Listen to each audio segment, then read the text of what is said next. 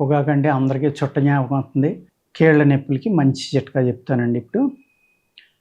ఒక పావు కిలో పొగాకు తీసుకుని మీరు 2 లీటర్ల నీళ్ళలో వేసుకుని ఒకరోజు కానీ 2 రోజులు కానీ బాగా నానబెట్టండి. దాన్ని నానిపోయిన తర్వాత పిసికి దాని కషాయం అంతా అందులోకి దిగేలా చూసుకుని దాన్ని పొయ్యి మీద పెట్టి సన్నటి మంట మీద 300 నుంచి 500 ml వరకు మరగబెట్టండి.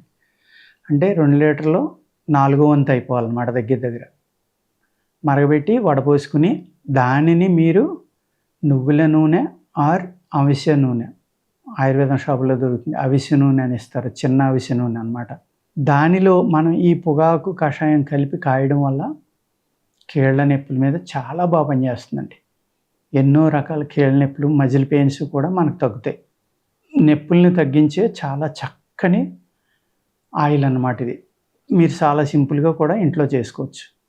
ఈ పొగాకు రసంతో కలిపిన నూనె ఏదైతే ఉందో, నువ్వుల నూనె, అవిసె నూనె, ఇది మీకు నొప్పులు తగ్గించడానికి అండి, ఎముకల నొప్పులు, మజిల్ పెయిన్స్ ఇవన్నీ తగ్గించడానికి చాలా చక్కగా పనిచేస్తుంది అనమాట.